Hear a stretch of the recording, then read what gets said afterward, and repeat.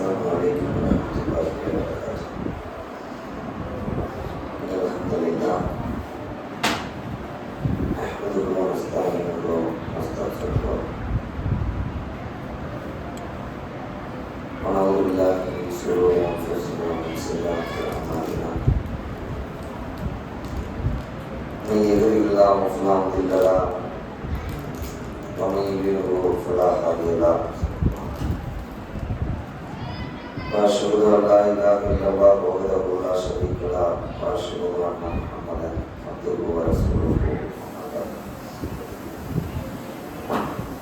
يا أيها الناس اتقوا ربكم الذي خلقكم من نفس واحدة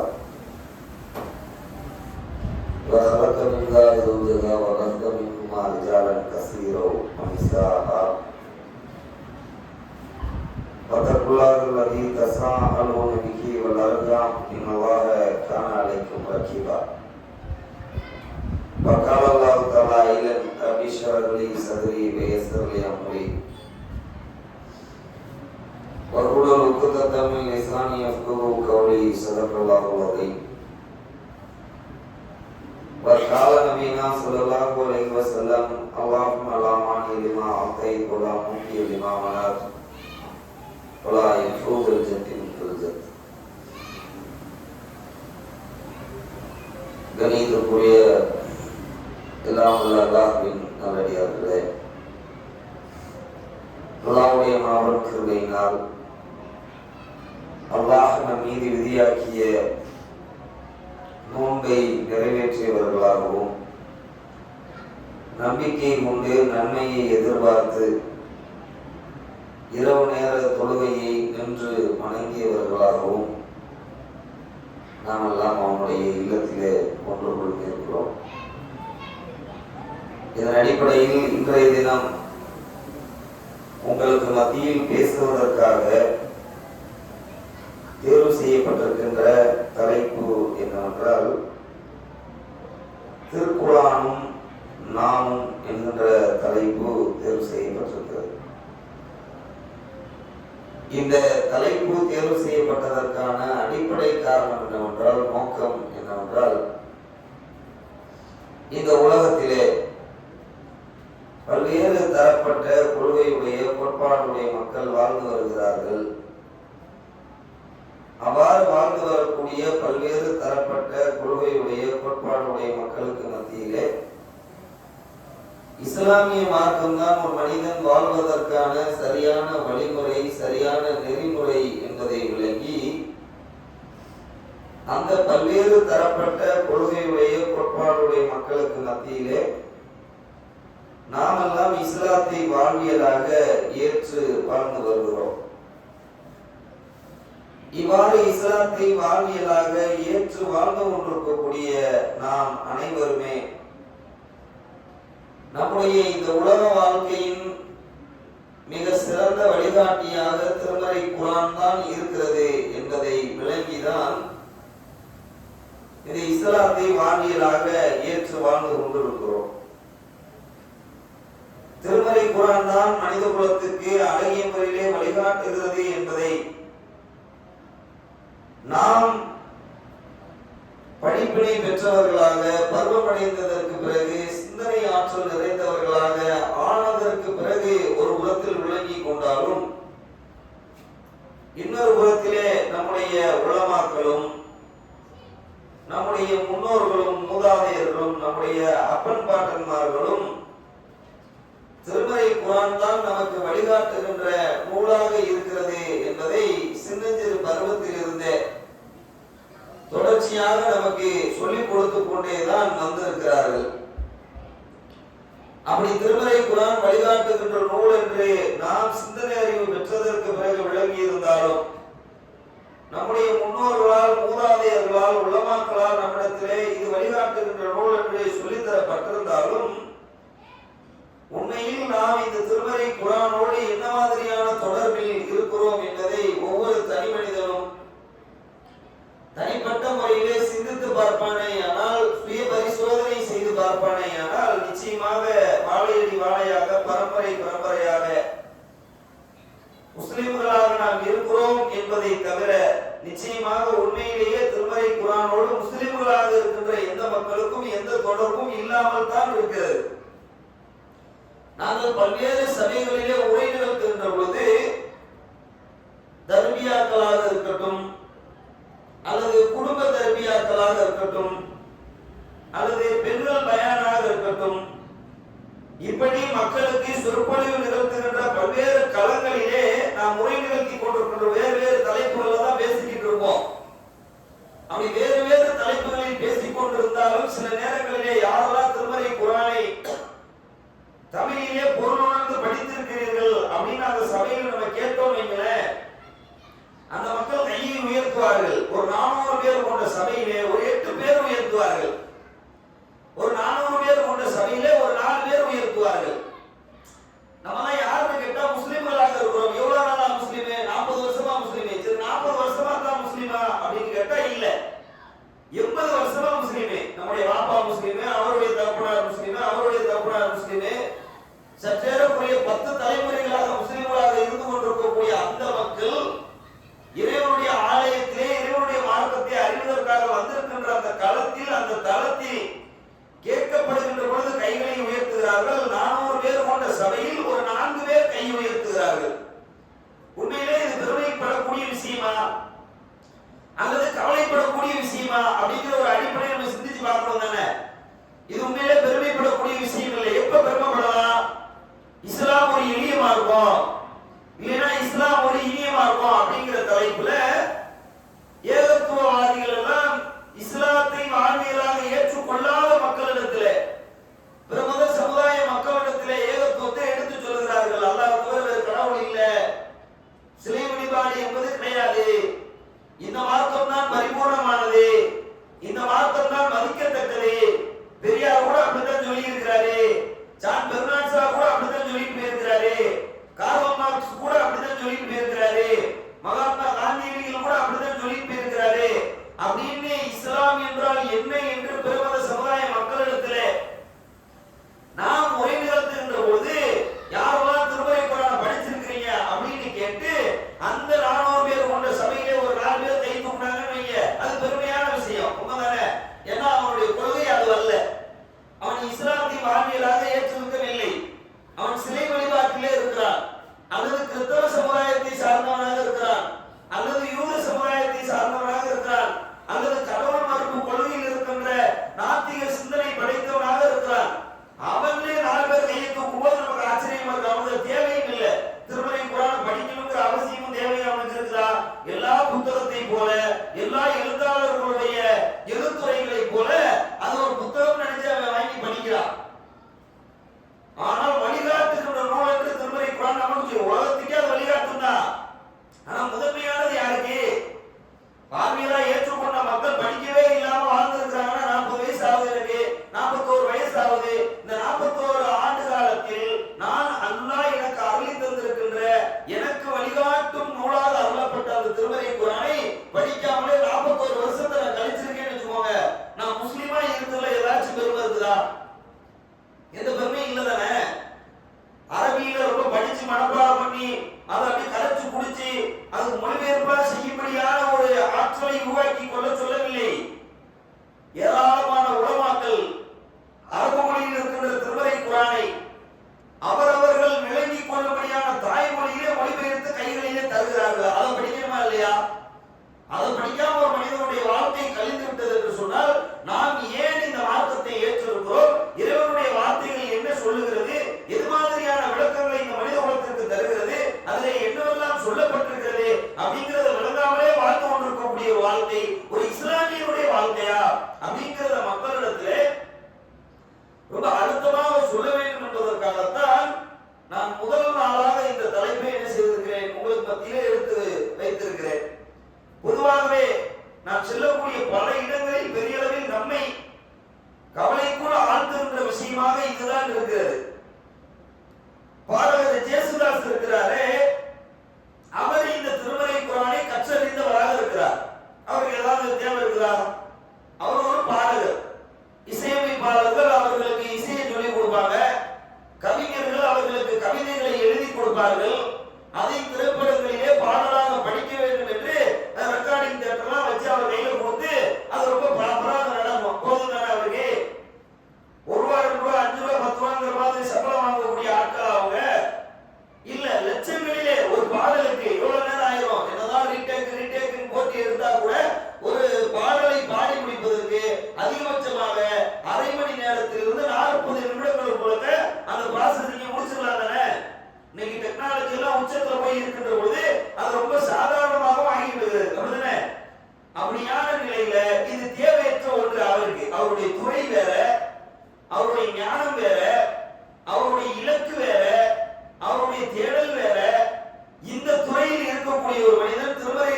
எடுத்து முழுமையாக படித்து வைத்திருக்கிறார் அப்படிங்கிற ஒரு அடிப்படையை விளங்க முடியுது. அதே மாதிரி கமலஹாசன் என்று சொல்லப்படக்கூடிய திரை கூத்தாடி, அவர் எல்லாருக்கும் தெரியும்ல, 1970களில் இருந்து இந்த கமலஹாசன் ஒரு நடிகர் அப்படிங்கிற உலகத்தில் எல்லாருக்கும் தெரியும் தானே. அவன் மகா கலைஞன் என்று திரைத்துறையினரால் பெரிய அளவில் போற்றப்படக்கூடிய அளவிற்கு பெரிய பெரிய சாதனைகளை எல்லாம் அவன் சார்ந்த துறையில படிச்சு உருவாகி இருக்கிறான். ஆனால் அவன் இந்த திருமறை குர்ஆனோடு தொடர்பு வைத்திருக்கிறான். அதனாலதான் இஸ்லாத்தை பத்தி அவனால ரொம்ப அது வேற ஆணி வேற நல்ல விஷயங்களை மக்கள் மத்தியிலே முன்வைக்க முடிகிறது. அவர் திரை கூத்தாடியாக இருந்து கொண்டு இலக்கை வேறையாக வைத்துக் கொண்டிருக்கக்கூடிய ஒருவன் கூட சரி காண்பதற்காகவோ அல்லது அதிலே என்ன சொல்லப்பட்டிருக்கிறது என்பதை தெரிந்து கொள்வதற்காகவோ திருமறை குர்ஆனை படித்து வைத்திருக்கிறார்கள் அப்படிங்கிறத நம்மால் என்ன செய்ய முடிகிறது, விளக்க முடிகிறது.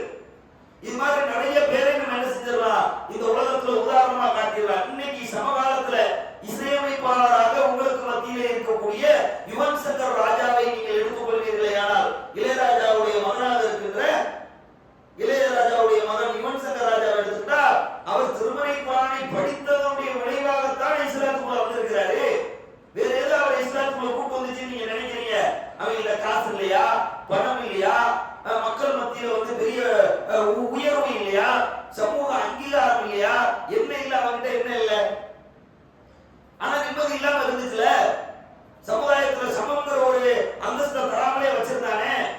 தாழ்த்தப்பட்ட சமுதாயத்திலிருந்து உருவானவன் நீ எவ்வளவு பெரிய திறமை உடையவனாக இருந்தாலும், நீ எவ்வளவு பெரிய பொருளாதாரத்தை திட்டக்கூடியவனாக இருந்தாலும், கோடிகள்ல புலம்பக்கூடிய மனிதனாக இருந்தாலும், நாங்க உன்னை அப்படி எங்களுக்கு சமமா பார்க்க மாட்டோங்கிற உணர்வு இருக்குல்ல, அந்த உணர்வு எப்படி புலால் பிலிப்ஸுக்கு குத்துச்சண்டை வீரரான முகமது அலிக்கு கேசிஎஸ் கிளே அப்படின்னு சொல்லுவாங்க. எல்லாருக்கும் அவர் முகமது அலியா தான் தெரியும். அவர் உண்மையிலே முகமது அலியா? இஸ்லாமிய தாயகமுடன் பிறந்தவர் அவரு இல்ல. அவர் உண்மையிலே வேற்று மதத்தை சார்ந்தவர். அவருடைய உண்மையான பேரு கேசிஎஸ் கிளே.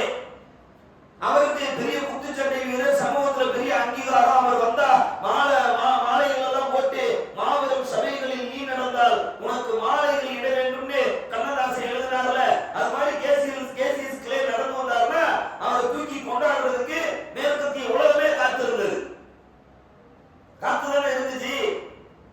பிலால் பிலிப்ஸ் பெரிய இசை பாப்பு பாடகர், அவரை தூக்கி கொண்டாடுறதுக்கு இந்த உலகமே மேற்கத்திய உலகமே காத்திருந்தது. இவங்க எல்லாருக்கும் ஒரு இடத்துல ஒரு நிம்மதியற்ற சூழல் வருகின்ற பொழுது இந்த நிம்மதி எங்கே இருக்கிறது, இந்த உலக வாழ்க்கைக்கான படைப்பு பொருள் என்ன அப்படின்னு அவர்கள் எல்லாம் தேடி இறங்கிய பொழுது அதற்கான முழுமையான விடையை அனைத்து மக்களுக்கும் தந்தது திருமறை குர்ஆன் மட்டும்தான் அப்படின்னு அவன் விளங்கிதானே எல்லாரும் இஸ்லாத்துக்குள்ள வந்தா. இன்னைக்கு கேசிஎஸ் கிளே எவனாவது பேசுவானா? முகமது அலி தான் பேசுவான். நீங்க பிலிப்ஸ் எவனாவது பேசுவானா? பிலால் பிலிப்ஸ் சேர்த்து தான் என்ன செய்வான், அவர்களே பேசுவார்கள் அப்படிங்கறத நம்ம பார்க்க முடியுதுல. யூசுப் இஸ்லாம் ஒருத்தர் இருக்கிறாரு, மால்கம் எக்ஸ் ஒருத்தர் இருக்கிறாரு. இந்த நேஷன் ஆஃப் இஸ்லாம் என்ற இயக்கத்தை தோற்றுவித்த மாபெரும் திருடன், மாபெரும் விபச்சாரகன் அப்படி சொல்லலாம் மால்கம் எக்ஸ். அப்படியான ஒரு வாழ்க்கை வாழ்ந்து கொண்டிருந்தவர் இந்த நேஷன் ஆஃப் இஸ்லாம் என்ற இயக்கத்தை வழிநடத்திக் கொண்டிருந்த எலிஜா முகமது ஒரு சிறைச்சாலையிலே ஒரு சந்திப்பு ஏற்பட்டு திருமறை குர்ஆன் கைகளிலே அவருக்கு கொடுக்கப்படுகிறது. இன்னைக்கு மால்கம் எக்ஸ் யாரு? சமூகத்தில் மால்கம் எக்ஸ் தெரியாத ஒருத்தர் இருப்பானா? இன்னைக்கு தெரியல. 2025ல முந்தைய காலத்து ஆளுதா. நீங்க யூடியூப்ல போய் மால்கம் எக்ஸ் அடிங்க, நீங்க குரோம்ல போய் மால்கம் எக்ஸ் அடிங்க. அவர் காரை விட்டு இறங்கி நின்னார்னா ஒரு பெரிய சபை கூடிவிடும். அவ்வளவு பெரிய மார்க்க பிரச்சாரகராக இன்னைக்கு இந்த சமுதாயத்துல மாறி நிக்கிறது யாரு? இந்த மால்கம் எக்ஸ். இதெல்லாம் யார் தந்தா? எது தந்தது? இவர்களுக்கு எல்லா விதமான வலிமைகளும் எல்லா விதமான வலுவும் இருந்த பொழுதிலும் கூட அவர்கள் தேடிக்கொண்டிருந்த நிம்மதிக்கான விடை என்பதை திருமறை குர்ஆனில் தான் கிடைக்கிறது என்பதை விளங்கி இஸ்லாத்துக்குள்ள வந்தாங்களே. நம்ம எந்த பாடுமே படல, எந்த கஷ்டமுமே படல. முஸ்லிம் பாப்பா முஸ்லிம் உம்மா, முஸ்லிம் பாப்பாவுக்கும் முஸ்லிம் உம்மாவுக்கும் பிறந்த காரணத்தினால நம்ம லேசா நம்ம இந்த இஸ்லாமிய மார்க்கத்துக்குள்ள வந்துட்டோமே. ஒவ்வொரு ஆண்டும் ரமலானுடைய மாசத்தை சந்திக்கிறோம். ஒவ்வொரு வாரமும் வெள்ளிக்கிழமை தொழுகையின் வாயிலாக இறை நினைவுகளோடு தொடர்புகளை ஏற்படுத்திக் கொள்கிறோம். திருமறை குர்ஆனுடைய வசனங்கள் பல்வேறு சந்தர்ப்பங்களிலே நம்முடைய செவிப்பறைகளை கிழித்துக் கொண்டே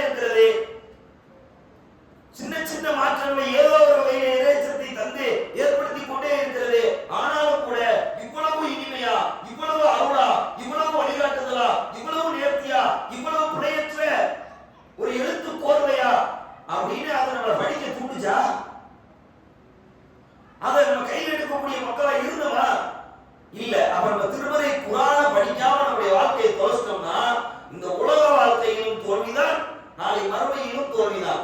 நான் ரிவர்ஸ்ல என்னுடைய உரையை ஆரம்பிக்கிறேன். எப்படி ரிவர்ஸ்ல ஆரம்பிக்கிறேன்னா, நாளை மறுமையிலே நான் முன்னுரைக்கு ரெண்டாவது வர்றேன். இந்த உரையில அடிப்படையா பேசணும்ல, அது நான் ரெண்டாவது வர்றேன். கடைசியா வைக்க வேண்டிய பாயிண்ட் நான் உங்களுக்கு முன்னாடி வைக்கிறேன். என்ன முன்னாடி வைக்கிறேன்னா, நாளை மறுமையிலே ஒரு மனிதன் பரிந்துரைக்கப்பட மாட்டான். யாராலுமே பரிந்துரைக்கப்பட மாட்டான். நாளை மகசர் மன்றத்திலே அல்லாஹ்வுடைய விசாரணை களத்திற்கு மனிதன் வந்ததற்கு பிறகு, அல்லாஹ் நம்மிடத்தில் விசாரணை தொடங்கியதற்கு பிறகு எந்த நபியும் நமக்கு என்ன செய்ய மாட்டார்? பரிந்துரை செய்வதற்கு வரமாட்டார்.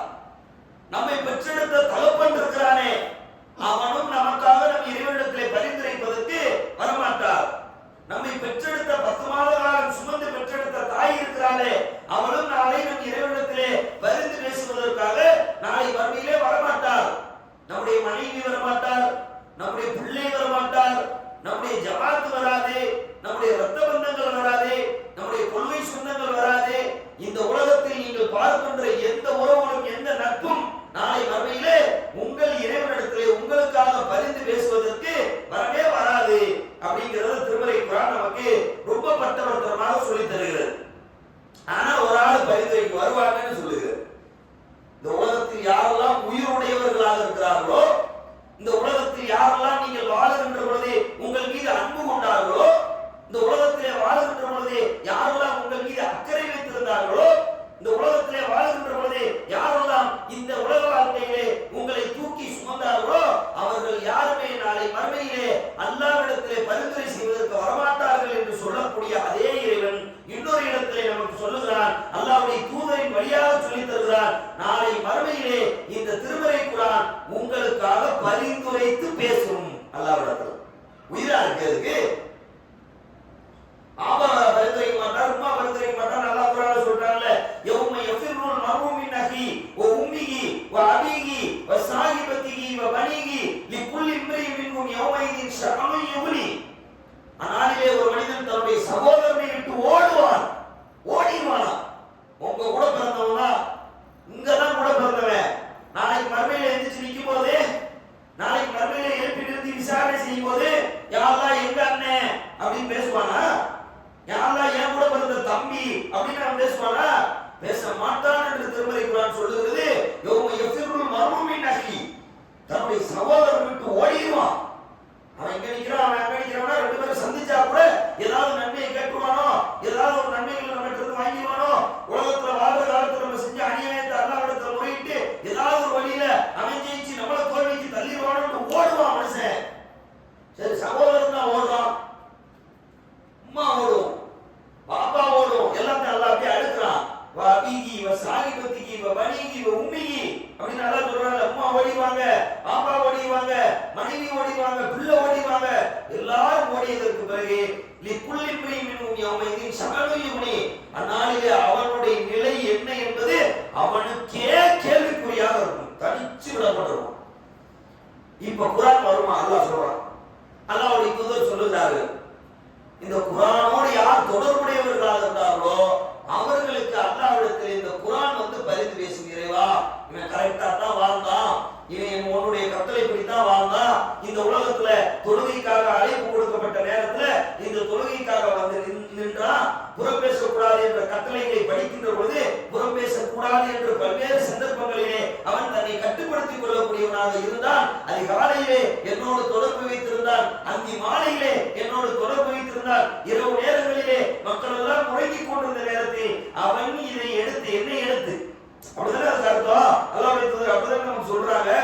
நாளைக்கு மறுமையிலே இந்த திருமறை குர்ஆன் அவர்களுக்கு சான்றாக சாட்சி பெறக்கூடியதாக இருக்கும்னு அல்லாஹ்வுடைய தூதர் சொல்லி தருகிறார்கள் என்றால், நம்ம கையிலே எடுத்து படிக்கவே இல்லைன்னா நம்ம உரையை கேட்கிறத சொல்லல, பயான் கேட்கிறத அல்லாஹ்வுடைய தூதர் சொல்லல. பயான் மூலமா திருக்குர்ஆனுடைய வசனத்தை நீங்க எல்லாருமே கேட்கதான் செய்றீங்க. நான் கேட்டேன்ல, ஒருத்தர் பயான் பண்ணார்ல, அந்த பயான் மூலமா திருக்குர்ஆனின் வசனத்தை நான் கேட்டேன்ல அப்படின்னு அது வந்து பரிந்துரை பண்ணுமானா? பண்ணாது. திருக்குர்ஆனோடு உங்களுக்கு ஒரு தொடர்பு இருக்க வேண்டும். திருக்குர்ஆனை தினம் தினம் படிக்கக்கூடிய மக்களாக நீங்கள் இருக்க வேண்டும். அல்லாஹ் பொறுத்தவரையில எப்படின்னு கேட்டா, நீங்க ரொம்ப பிரம்மாண்டமா உபதமலையை தூக்கி உங்களுடைய தோள்கள்ல வச்சுக்கிட்டு கோயம்புத்தூர்ல மஸ்ஜிதுல் ஈமான்ல கொண்டாந்து வந்து வச்சே ஆகணும் அப்படிங்கிற மாதிரி கஷ்டமான ஒன்றையே அல்லாஹ் உங்க மீது விதியாக்கவே கிடையாது. அல்லாஹ் உங்கள்கிட்ட என்ன எதிர்பார்க்கிறான் தெரியுமா? அல்லாஹ்வுடைய தூதர் சொல்லுகிறார்கள், ரொம்ப கம்மியா இருந்தாலும் பரவாயில்ல, தொடர்ந்து பண்ணு. அதான் அல்லாஹ்ட்ட வேணும். ரொம்ப கம்மியாவே இருக்கணும். நீ 10 தடவை சுப்ஹானல்லாஹ் சொல்லுவியா? ஓகே, டெய்லி சொல்லு, சாகுற வரைக்கும் சொல்லு. நீ 2 ரக்காத் தான் தொழுவியா? சாகுற வரைக்கும் 2 ரக்காத் தொழுது. அல்லாஹ்வுடைய தூதர் வழிகாட்டினது அல்லாம நீங்க எக்ஸ்ட்ராவா நன்றி செலுத்த வேண்டும் என்று ஏதாவது ஒன்றை செய்ய விரும்புவீர்களே ஆனால், அதனாலதான் பிலால் ரலியல்லாஹு அன்ஹு அவர்கள் ஒழு செய்ததற்காக தொழுகை அல்ல. சில பேர் தப்பாக நடக்கிறாங்க, சில பேர் தப்பாக புரியுறாங்க. ஒழு செய்த உடனே வேறு காரியத்திலே ஈடுபடாமல் உடனே தொழுகைக்காக தக்பீர் கட்டினார்ல, அதுக்காக மிஹ்ராஜுடைய பயணத்திலே அவருடைய செருப்பு கால் ஓசையை அல்லாஹ் காட்டுகிறார். நபி பெருமானார் அந்தஸ்து தானே. எதுக்கு அந்த அந்தஸ்து அவருக்கு கிடைச்சிச்சு? ஒளி செஞ்சுட்டோம். இவர் உட்கார்ந்து பேசக்கூடாது, அவர் உட்கார்ந்து பேசக்கூடாது, போன் எடுத்து பார்க்க கூடாது, டிவி உட்கார்ந்து பார்த்துட்டு இருக்க கூடாது.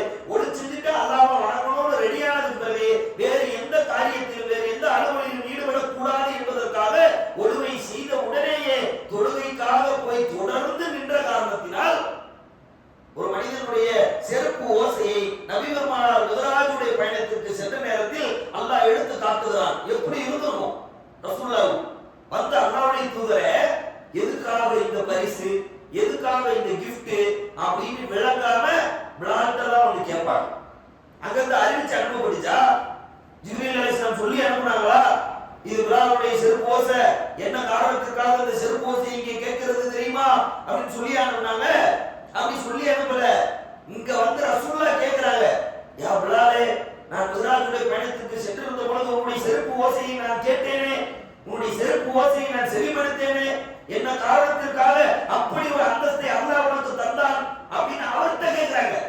அவர் யோசிச்சு பார்ப்பார்ல, நமக்கு எது ஸ்பெஷலா இருக்கு, நமக்கிட்ட எது யூனிக்கா இருக்கு, நம்ம எது நம்மளா செஞ்சுக்கிட்டு இருக்கோம் அப்படிங்கிற ஒரு அடிப்படையில விளங்கி அல்லாஹ்வுடைய தூதரே, அது ஒண்ணும் இல்ல, நான் ஒளி செஞ்ச உடனே தாமதப்படுத்தாம என்ன பண்ணிடுவேன், தொழுகைக்குள்ள போயிடுவேன் அப்படிங்கிற ஒரு பதிலை பிலால் ரலியல்லாஹு அன்ஹு அவர்கள் சொன்னார்களே, அந்த சின்ன இபாதத்தை தான் அல்லாஹ் உங்களிடத்தில் என்னிடத்தில் விரும்புகிறார். அஹ்புல் ஆமானி இலல்லாஹி வ அத்வமுஹா இன்கல்ல, நீங்கள் குறைவாக இருந்த பொழுதிலும் தொடர்ந்து செய்யக்கூடியவற்றை செய்து விடுங்கள். அதுதான் அல்லாஹ்விடத்தில் விரும்பப்படுகிறது. நம்ம எல்லாரும் என்ன பண்றோம்? ரமலானுடைய மாதம் வந்துருச்சு, ரமலானுடைய மாதம் புனிதமானது, அதுல ஏராளமான நன்மைகளை திரட்ட வேண்டும், அதுல ஏராளமான நன்மைகளை செய்ய வேண்டும் அப்படிங்கிற ஒரு நோக்கத்தோட இந்த ரமலானுடைய மாதத்துல ரொம்ப சார்ஜோட ரொம்ப பூஸ்டோட இந்த திருமறை குர்ஆனை எடுத்து ஒரு 4 நாளைக்கு ஓதுறோம். 30 நாள் பரிபூர்ணப்படுத்தக்கூடியவங்க இருக்கிறாங்களா? அதாவது ஆரம்பத்துல ஈமானுடைய உச்சம், ஈமானுடைய ஹைப்பர்ல இருப்போம்ல, அது அப்படியே 4 நாள் நல்ல ஒரு 10வது நாள் 12வது நாள்லாம் பாத்தீங்கன்னா முதல் நாள் 1 ஜூஸ் ஓதிருப்பான், 2வது நாள் 2 ஜூஸ் ஓதிருப்பான், 3வது நாள் 3 ஜூஸ் ஓதிருப்பான், 4வது நாள் 5 6 கூட சில நேரம் ரொம்ப இம்ப்ரெஸ் ஆகி ஓதிருப்பான். 12வது நாள் கேட்டீங்கன்னா 5 ஜூஸ்லயே நிப்பான். அடுத்து 2 பக்கமா மாறும், ஒரு பக்கமா மாறும், அடுத்து ஒரு நாள் ஓதாம விடுவா. இப்படி போய் நீங்க கரெக்டா 30வது நாள் என்னப்பா திருமறை குர்ஆனை ஓதி முடிச்சிட்டியா அப்படி நீங்க கேட்டீங்கன்னா 4 ஜூஸோட நிக்கிது பயமா. ஆண்கள் அப்படிதான், பெண்கள் அப்படிதான். கண்டிப்பா ஓதிய ஆகணும், முழுசா முடிக்கணும்னு அல்லாஹ்வுடைய கட்டளை இல்ல. ஆனால் நீ திருமறை குர்ஆனை கையில எடுத்துட்டீங்கன்னா உனக்கு காலம் இருக்கிறது, சாவதுக்குள்ள அதோட ஒரு தொடர்பை ஏற்படுத்தி படிச்சிரேன். தினம் 2 வசனம் உன்னால படிக்க முடியாதா? தமிழ்ல மொழிபெயர்த்து தந்ததற்கு பிறகு மனிதர்களால் 2 வசனத்தை படிக்க முடியாதா? 40 வருஷமா நான் 2 வசனம் படிச்சிருந்தா கூட நான் 20 தடவை குர்ஆனை முடிச்சிருப்பேங்க. தமிழ்ல சொல்றேன், அரபுல சொல்லல. 40 ஆண்டு கால வயசுல 5 வயசுல எனக்கு எங்க அப்பா அம்மா அந்த திருமறை குர்ஆனோட ஒரு தொடர்பை ஏற்படுத்தி இருந்தாங்கன்னா நான் டெய்லி 2 வசனத்தை படிச்சிருந்தா கூட இந்த 40 ஆண்டு கால வயசுல நான் அப்படி வேற மாதிரி நான் படிச்சு முடிச்சிருப்பேனே. அல்லாஹ் திருமறை குர்ஆனை சொல்லுகிறான், சஹ்ரு ரமலான் அல்லதி உன்சில ஃபீஹில் குர்ஆன், புனிதம் நிறைந்த இந்த ரமலானுடைய மாதத்தில் தான் இந்த திருமறை குர்ஆன் உங்களுக்கு மத்தியிலே இறக்கி அருளப்பட்டது. நம்ம இப்ப உட்கார்ந்து இருக்கிறோம்ல, இந்த மாதத்தினுடைய லைலத்துல் கத்ர் என்ற 1000 மாதங்களை விட சிறந்த மகத்துவம் மிக்க ஒரு இரவில் அல்லாஹ் ரப்பல் ஆலமீன் இந்த திருமறை குர்ஆனை நமக்கு மத்தியில் என்ன செய்கிறான், அருளி தருகிறான். எதுக்காண்டி அருளனே அப்படின்னு முடிச்சிருக்காங்க அல்லாஹ். புனிதம் நிறைந்த ரமலானுடைய மாதத்தில் இந்த திருமறை குர்ஆன் உங்களுக்கு மத்தியில் அருளப்பட்டதுன்னு சொல்லிட்டு அதனுடைய தொடர்ச்சியில அல்லாஹ் சொல்ற எதுக்கு முதல்லின்னாஸ், உனக்காகத்தான் அருளப்பட்டது, மனிதர்களுக்கு நேர்வழி காட்டுவதற்காக அருளப்பட்டது. சும்மா அல்லாஹ் பொதுவாக என்ன தியாதி எழுதி நீங்க கையில கொடுப்போம், மனிதர்களுடைய கையில கொடுத்தோம்னா அதை உட்கார்ந்து நீங்க படிச்சுட்டு இருப்பாங்க அப்படிங்கிறதுக்காக கொடுத்தோம். அப்படி இல்ல, அல்லாஹ் ரொம்ப அழகா, ரொம்ப நுணுக்கமா, ரொம்ப நுட்பமா, நிதானமாக ஒரு விஷயத்தை பதிவு வைக்கிறார். முதல்லின்னாஸ், இது மனிதர்களுக்கு நேர்வழி காட்டுவதற்காக அருளப்பட்டது. அந்த நேர்வழி எப்படி இருக்கும் தெரியுமா? அறிவியல் பேசுவான். ஐன்ஸ்டீனுடைய கருத்தை எல்லாரும் ஏத்துக்கிட்டாரா? ஸ்டீபன் ஹாக்கிங்ஸுடைய கருத்தை எல்லாரும் ஏத்துக்கிட்டாரா? இந்த உலகம் உருண்டை கல்லியை முத சொன்னாலே எல்லாரும் ஏத்துக்கிட்டாரா? இந்த உலகத்தில் எந்த ஒரு கருத்தை, எந்த ஒரு கண்டுபிடிப்பை எந்த மனிதன் கொண்டு வந்து முன்வைத்தாலும் அந்த கருத்துக்கு எதிர்கருத்தை இந்த உலகம் சந்திக்காமல் இருந்ததே கிடையாது. உண்மையிலே இதுதானா, இல்ல உண்மையிலே அதுவா, இவன் சொல்ற கருத்து தான் சரியா, இல்ல இவன் சொல்ற கருத்து சரியா அப்படிங்கிற மாதிரியான ஒரு குழப்பம் இருக்குதுல, இந்த குழப்பம் அல்லாஹ் காட்டிய நேர்வழியிலே இல்லைங்கிறாங்க. No confused. இந்த திருமறை குர்ஆன் நமக்கு நேர்வழி காட்டுவதற்காக அருளப்பட்டது. இதுல கன்ஃபியூஷனே கிடையாது. அந்த நேர்வழி எப்படி இருக்கும் தெரியுமா? வல் பையினாத்தி மினல் ஹுதா வல் ஃபுர்கான், அசத்தியத்திலிருந்து சத்தியத்தை மிக தெளிவாக விரிவுபடுத்தி காட்டுவதாக இருக்கும், பிரிச்சு காட்டிடுவான். அல்லாஹ் திருமறை குர்ஆன்ல அப்படி சொல்றான். அப்ப இந்த ரமலானுடைய மாதத்தில் அருளப்பட்டதுன்னு தெரிந்திருக்கக்கூடிய நம்ம இந்த திருமறை குர்ஆனோடு எந்த விதமான தொடர்பையாவது ஏற்படுத்தி இருக்கிறோமா அப்படிங்கறத நம்ம முதல்ல ஒரு இலக்குன்னு வைக்கிறதா இருந்தா திருமறை குர்ஆனை படிச்சு முடிக்கணுங்கிற இலக்கு வைக்கணும். எத்தனை பிரபல சகோதரர்கள் நம்ம நீங்க விளம்பரம் பண்ணிட்டு இருக்கிறோம்ல, தௌஹீத் பேசக்கூடிய அனைத்து இயக்கத்தார்களையும் நீங்க பாருங்க, திருக்குர்ஆன் படிக்க ஆசையா, திருக்குர்ஆன் படிக்க விரும்புகிறீர்களா, அங்கங்க விளம்பரம், சமூக வலைதளங்கள்ல பூரா விளம்பரம். நம்ம ஃப்ரீயா கொடுக்குறோம், 400 500 பொருளாதாரத்தை மக்களிடத்திலே நன்கொடையாக பெற்று திருமறை குர்ஆனை வாங்கி வைத்து எல்லா மக்களும் கொடுத்துட்டு இருக்கிறோம். அவன் வாங்கி படிக்கிறான், கேள்வி கேட்கிறான், பாதி பேர் இஸ்லாத்துக்குள்ள வரலாம். ஆனா அந்த விளம்பரத்தெல்லாம் பண்ணுமே, நாளைக்கு மறுமையில அல்லாஹ் நம்மள பார்த்து கேட்க மாட்டான். எல்லா மக்களுக்கும் திருக்குர்ஆன் வேணுமா, திருக்குர்ஆன் வேணுமா கூவி கூவி கொடுத்தியப்பா, நீ படிச்சியாங்கிற கேள்விக்கு நம்ம எப்படி நாளை மறுமையில அல்லாஹ்விடத்தில் பதில் சொல்ல போகிறோம்? அப்ப நம்ம முதல்ல ஒரு இலக்கு வைக்கிறதா இருந்தா திருமறை குர்ஆனை படிச்சு முடிப்பேன். அல்லாஹ் என்ன சொல்றான் தெரியாத வாழ்க்கை ஒரு வாழ்க்கையாங்க. ஒரு பிரதமர் மோடி ஒரு இன்டர்வியூ கொடுக்குறாருன்னா, ஒரு பேட்டி கொடுக்குறாருன்னா உடனே மக்கள் என்ன பேசுறாரு அப்படின்னு கேட்க வர்றாங்கல்ல. ரமலான் மாசத்துல எத்தனையோ அறிஞர்கள் தொடர்புடைய நிகழ்த்துறேன்னு ஒரு விளம்பரத்தை போட்ட உடனே என்னதான் சொல்றாருன்னு பார்ப்போம், அவருடைய ஞானம் என்னன்னு பார்ப்போம், அவர் என்ன விஷயத்தை மையப்படுத்துறாருன்னு பார்ப்போம் அப்படின்னு ஒரு மணி நேரத்தை காலையில 4 மணிக்கு எந்த டிவியெல்லாம் மாத்தி மாத்தி போட்டு சாப்பிடுற நேரத்துல கேட்கணும்னு நினைக்கிறீங்கல்ல. அல்லாஹ்வுடைய வசனத்தை கொண்டே பேசினாலும் இப்ப நான் முழுசா அல்லாஹ்வுடைய வசனத்தையா பேசிட்டு இருக்கிறேன், என்னுடைய சொந்த கருத்துக்களை நான் உள்ள வைக்கிறேன்ல. இப்படி பேசுகின்ற மார்க்க அறிஞர்களுடைய உரைகளுக்கு 1 மணி நேரத்தை ஒதுக்க முடிந்த உங்களால் அல்லாஹ்வுடைய வேதத்தை அப்படி பியூரா கலப்பற்ற முறையில 2 வசனம் அல்லாஹ் கேட்கிறான் திருமறை குர்ஆன்ல, நீங்க வாழும் போதே இப்படி ஒரு கேள்வி உங்களிடத்திலே வைக்கப்படுகிறது என்றால் நீங்கள் மரணித்ததற்கு பிறகு உங்களுடைய மன்னரையிலே இப்படி ஒரு கேள்வி கேட்கப்படுமே, அதை எப்படி எதிர்கொள்ள போகிறீர்கள்? நாளை மரணத்திற்கு பிறகு மன்னரையினுடைய வாழ்க்கைக்கு பிறகு சூர் ஊதி எழுப்பப்பட்டு அல்லாஹ்வுடைய சன்னிதானத்திலே நிற்கின்ற பொழுது அல்லாஹ் இப்படி ஒரு கேள்வியை உங்களுக்கு முன்னால் வைப்பானே, அந்த கேள்வியை நீங்கள் எப்படி எதிர்கொள்ள போகிறீர்கள்? நான் எப்படி எதிர்கொள்ள போகிறேன்? அல்லாஹ் கேட்கிறான், அஃபலா யத்ததப்பருனல் குர்ஆன், இந்த குர்ஆனை அவர்கள் ஆய்வு செய்து பார்க்க வேண்டாமா? அலா குலூபின் அக்ஃபாலா, உங்கள் உள்ளங்களிலே பூட்டுக்கள் ஏதாவது போடப்பட்டிருக்கிறதா? கேள்வி சப்து அறையிற மாதிரி இல்ல. அல்லாஹ் எப்படி கேட்கிறானா, இந்த குர்ஆனை நீங்கள் படித்து பார்க்க வேண்டாமா? இல்ல, நம்ம படிக்கவே இல்லை. அல்லாஹ் எங்க வரான்னு விளங்குதா உங்களுக்கு? இந்த குர்ஆனை நீங்கள் ஆய்வு செய்து பார்க்க வேண்டாமா? உங்களுடைய உள்ளங்களிலே பூட்டுக்கள் ஏதாவது போடப்பட்டிருக்கின்றனவா அப்படின்னு கேட்கக்கூடிய அளவுக்கு ஒரு மகானான வார்த்தைகளை அல்லாஹ் ரப்பல் ஆலமீன் சொல்லிவிட்டு எல்லா உலமாக்களும் சொல்லுகிறார்கள், திருமறை குர்ஆன் படித்தால் அவ்வளவு எளிதாக விளங்கி விடாது, அவ்வளவு எளிதாக புரிந்து விடாது. 7 ஆண்டுகள் யார் அரபிக் கல்வியை கற்றிருக்கிறாரோ அவருக்கு தான் திருமறை குர்ஆனை படிச்சா புரியும்னு இன்னைக்கு எல்லாரும் விளக்கம் கொடுக்குறாங்கல்ல, அந்த விளக்கத்தை சேர்த்து அல்லாஹ் குர்ஆன்ல இருந்தே உடைக்கும். அப்படிலாம் நினைச்சிடாது. அவருக்கு தான் புரியும், இவருக்கு தான் புரியும், மேதைக்கு தான் புரியும், சிந்தனையாளருக்கு தான் புரியும், பெரிய PhD வாங்கினவருக்கு தான் புரியும், 7 ஆண்டு 20 ஆண்டு படிச்சாலும் தான் புரியுமா? நீ நினைக்க கூடாது. அப்படி நினைச்சுதானே திருமறை குர்ஆனை குர்ஆன் உட்கார்ந்து இருக்கிறான் ஒவ்வொரு முஸ்லிமும். ஆனா அல்லாஹ் திருமறை குர்ஆனை சொல்லுகிறான், வலக்கத் யஸ்ஸர்னல் குர்ஆன லிதிக்ர், இந்த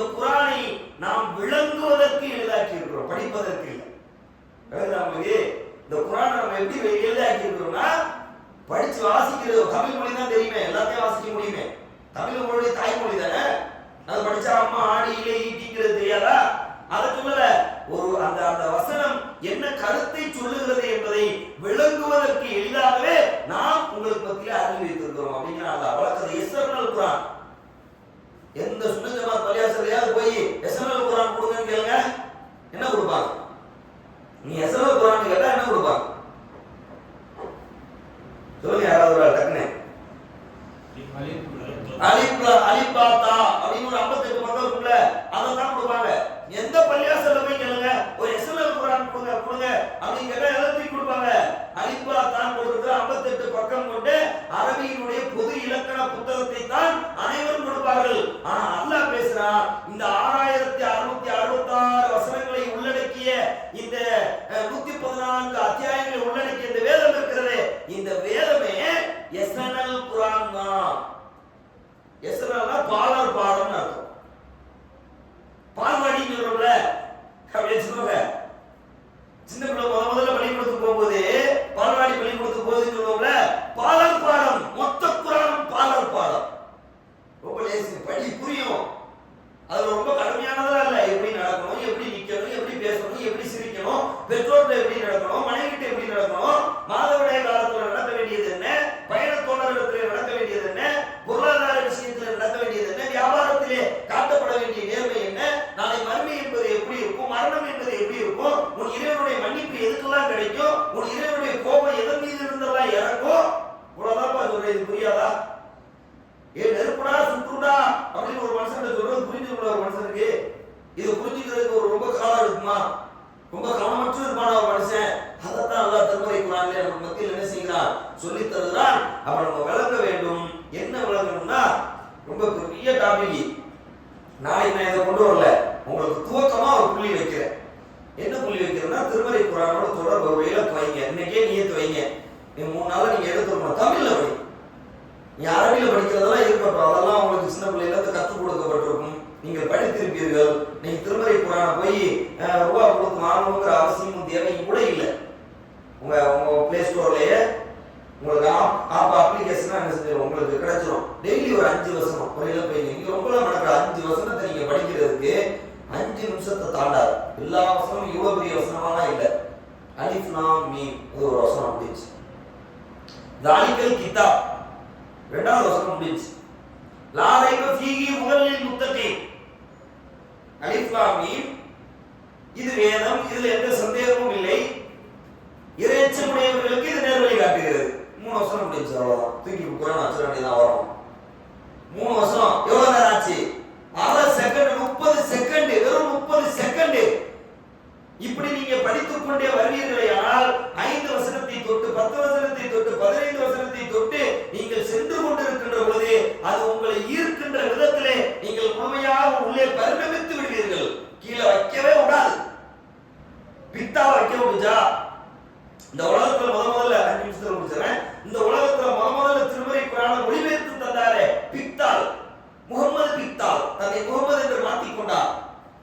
சமூகம் அறிய வேண்டும் என்பதற்காக பித்தால் என்ற பெயரை நீக்கிக் கொள்ளாமலே முகமது பித்தால் என்ற சமூகத்திலே அவருடைய பெயரை அடைமொழியாக வைத்திருக்கிறார். முதலில் அரபு மொழியில் இருந்து வேற்று மொழிக்கு திருமறை குர்ஆன் டிரான்ஸ்லேட் செய்யப்பட்டது, மொழிபெயர்ப்பு செய்யப்பட்டது இந்த முகமது பித்தால் என்ற மனிதர் தான். பிரெஞ்சு நாட்டுக்காரர். தமிழ்நாடு கிடையாது, கேரளா கிடையாது, கர்நாடகா கிடையாது, பிரெஞ்சு நாட்டுக்காரரு. அவருக்கு 2 வரலாறுகள் சொல்லப்படுகிறது. நம்ம 2 வரலாறுகளை இப்ப பேசுவோம்னா, அவர் எதற்காக இந்த திருமறை குர்ஆனை எடுக்கிறாரு? திருமறை குர்ஆனிலே சூரத்துல் பக்ராவிலே அல்லாஹ் ஒரு அத்தியாயத்திலே ஒரு வசனத்திலே பேசுகிறார். இந்த உலகத்தில் இருக்கிற அனைத்து சிந்தனையாளர்களும், அனைத்து மேதைகளும், அனைத்து ஞானிகளும் சேர்ந்து கொண்டு இது போன்ற ஒரே ஒரு வசனத்தை கொண்டு வாருங்கள் பார்ப்போம் அப்படின்னு கேட்கிறாங்களா? ஏன் அப்படி சொன்னா தெரியுமா? அன்னைக்கு அரபு உலகத்தில் இருந்த மக்களும் சரி, மதீனாவில் இருந்த மக்களும் சரி, ரசூலுல்லாஹ் கைப்பட எழுதுனாங்க. இது அல்லாஹ்விடத்துல அருளப்படல. முகமது போய் சொல்லிட்டு அடைகிறாரு. இவருக்கு யாரோ ஒரு கல்வியாளர் தெரியும், அவரை போய் ரகசியமா பார்த்துட்டு வந்து அவர்கிட்ட இருந்து ஜோசியக்காரன் பெற மாதிரி செய்திகளை பெற்று உட்கார்ந்து எழுதிக்கிட்டு இருக்கிறாரு அப்படின்னு எல்லாரும் சொன்னார்கள். அபூஜஹல் சொன்னான், உத்பா சொன்னான், சைபா சொன்னான், அபூலஹப் சொன்னான். மதீனா நகரத்திலே இருந்த அனைத்து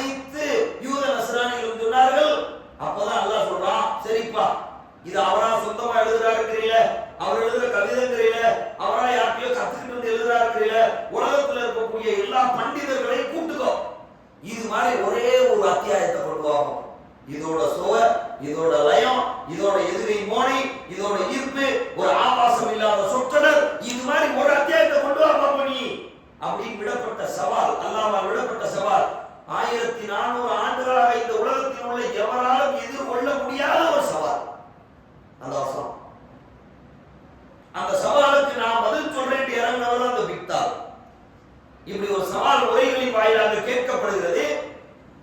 இப்படி எப்படி முகமது சொல்ல முடியும்? இப்படி எப்படி முகமதால் ஒரு சவாலை இந்த சமூகத்திலே வைக்க முடியும்? நான் இதை முறியடிச்சு காட்டுறேன்னா குரானை படிக்கணும்ல. அவருக்கு பிரெஞ்சு மொழி தான் தெரியும், அவருக்கு ஆங்கில மொழி தான் தெரியும், குரான் அரபு மொழியில மட்டும்தான் இருக்கு, உஸ்மான் அரபுல தான் தொகுத்து வச்சிருக்கிறாரு.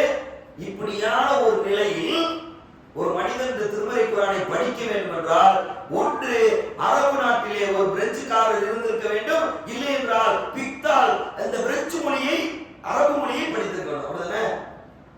என்ன சொல்ல வரேன் அவங்களுக்கு? அரபு மொழியை ஃபர்ஸ்ட் லாங்குவேஜ் படிக்கணும்.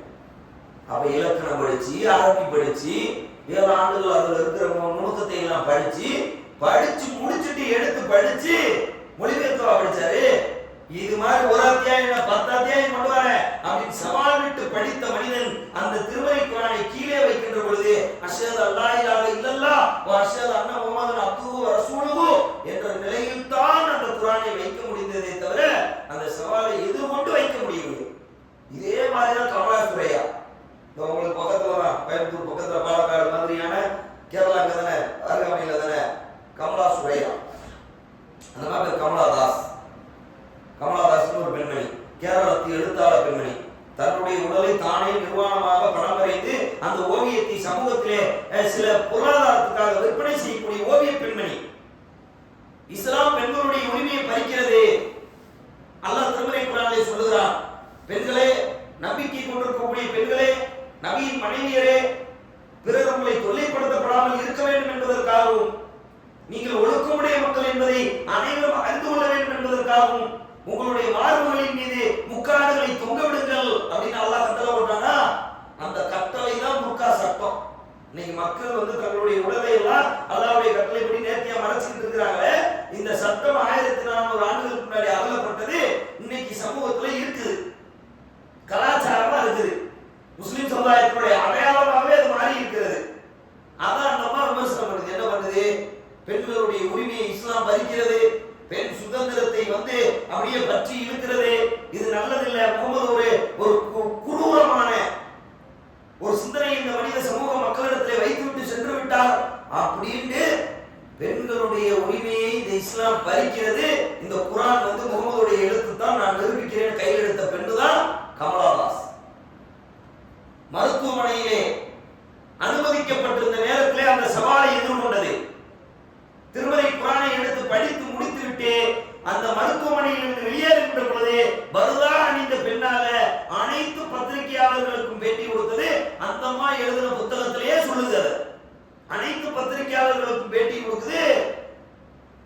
பெண்களுடைய உரிமையை பறிக்கல, பெண்களுக்கான முழு சுதந்திரத்தையும் முழு பாதுகாப்பையும் இந்த திருமறை குர்ஆன் தான் கற்றுக் கொடுக்கிறது அப்படின்னு இஸ்லாத்தை தழுவிச்சா இல்லையாமா? இப்ப எத்தனை பேர் படிச்சு இஸ்லாத்துக்குள்ள இருக்கிறான்? இன்னும் நிறைய மக்கள் இந்த திருமறை குர்ஆனை நோக்கி தங்களுடைய வாழ்க்கையை திருப்பி கொண்டிருக்கிறார்கள் என்பதை எல்லாம் கவனத்தில் கொண்டு நாம் இந்த திருமறை குர்ஆனோடு என்ன செய்து கொள்ள வேண்டும்? ஒரு தொடர்பை ஏற்படுத்திக் கொள்ள வேண்டும். தொடர்பை ஏற்படுத்திக் கொள்ளாமல் இந்த உலக வாழ்க்கை நம்ம கழிச்சுக்கிற சாதனையெல்லாம் ஒன்றும் படிக்க வேணாம். உசேன் போல்ட் மாதிரி ஒலிம்பிக்ல போய் ஓடி நம்ம தங்க பதக்கம்னா இந்தியாவுக்கு வாங்கிலாம் கொடுக்க வேண்டாம். அல்லாஹ்வை தவிர கடவுள் இல்லைன்னு ஏற்றுக்கிட்டோம், வேதத்தை ஏற்றுக்கிட்டோம். தௌராத்தை படிச்சியா அல்லாஹ் சொல்றது கேட்பானா? மூசா நபிக்கு ஒரு வேதத்தை அருளினேனே, அதை நீ படித்தாயா? ஈசா நபிக்கு இன்ஜீல் என்ற ஒரு வேதத்தை அருளினேனே, அதை நீ படித்தாயா? தாவூத் நபிக்கு ஸபூர் என்ற ஒரு வேதத்தை அருளினேனே, அதை நீ பார்த்தாயா, படித்தாயா அப்படின்னு கேட்க போறான் அல்லாஹ் நம்மள்ட்ட. அது குறித்து நம்ம இடத்துல விசாரணை இல்லை. ஆனால் எது குறித்து நம்ம இடத்துல விசாரணை இருக்கிறது? நமக்கு அருளப்பட்ட வேதத்தோடு நமக்கு தொடர்பு இல்லாமல் இருப்பது குறித்து நாளை மறுமையில் விசாரணை இருக்கிறது என்பதை கவனத்தில் கொண்டு கீழே அமர்ந்திருக்கக்கூடிய பெண்களாக இருந்தாலும் சரி, இந்த பள்ளிவாசலுக்குள்ளே அமர்ந்திருக்கக்கூடிய ஆண்களாக இருந்தாலும் சரி, உங்களுக்கு நீங்களே ஒரு இலக்கை முற்படுத்துங்கள். அல்லாஹ் சொல்லுகிறான் திருமறை குர்ஆனிலே, வலி குல்லி விஜகத்துல் முவல்லிஹா, ஒவ்வொருவருக்கும் முன்னோக்குகின்ற ஒரு இலக்கு இருக்கிறது. எல்லா அம்சம் ஒரு இலக்கு இருக்கு. அதுவே இல்லாத கூட்டையா இருந்தா கூட அவனுக்கு ஒரு இலக்கு இருக்குது அப்படின்னா அல்லாஹ் வலி குல்லி விஜகத்துல் முவல்லிஹா, ஒவ்வொரு மனிதனுக்கும் ஒரு முன்னோக்குகின்ற இலக்கு இருக்கிறது. ஆனால் உங்களுடைய இலக்கு எதுவாக இருக்க வேண்டும் தெரியுமா? ஃபஸ்தபிகுல் கைராத், நன்மைகளை திரட்டுவதற்கான இலக்காக இருக்கட்டும். திருக்குர்ஆனை கையில் எடுத்தீங்கன்னா முழுக்க நன்மை தான், முழுக்க சாந்தி தான், அமைதி. அல்லாஹ் திருமறை குர்ஆன்ல சொல்றான், அப்படியே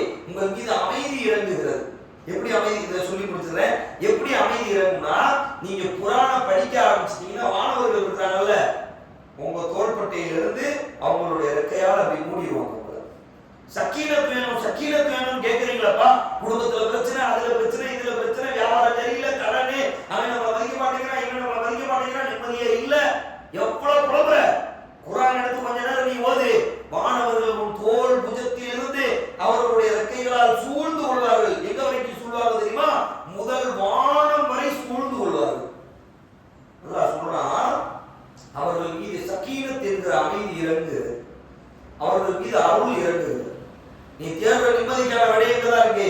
அது நோய் நிவாரணியாகவும் இருக்கிறது. அது வெறுமனே பூசலான அமைதி கிடையாது.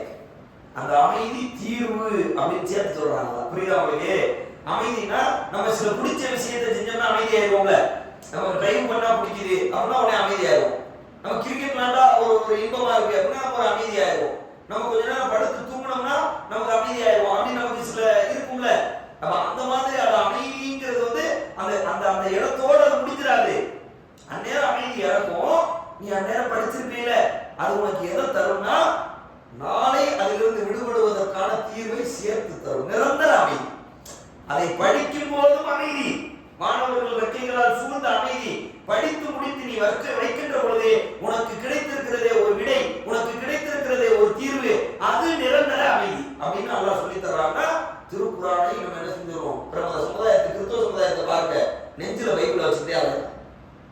ஞாயிற்றுக்கிழமை சர்ச்சைக்கு போகும்போது என்ன பண்றான்? நெஞ்சில பைபிளை வைத்துக் கொண்டே அழுகிறான் என்பதையெல்லாம் கவனத்தில் கொண்டு நம்மை அப்படியெல்லாம் அல்லாஹ் கட்டாயப்படுத்தவில்லை. ஆதலால் நம்மால் இயன்ற அளவுக்கு திருமறை குர்ஆனை தினம் 2-3 வசனங்களோ 4-5 வசனங்களோ படித்து அதை சரியான முறையிலே நடைமுறைப்படுத்தக்கூடிய மக்களாக ஆகிக் கொள்ள வேண்டும் என்று சொல்லி என்னுடைய உரைக்கு திரையிடுகிறேன். பாரதோனாக இருந்து கேள்வியா?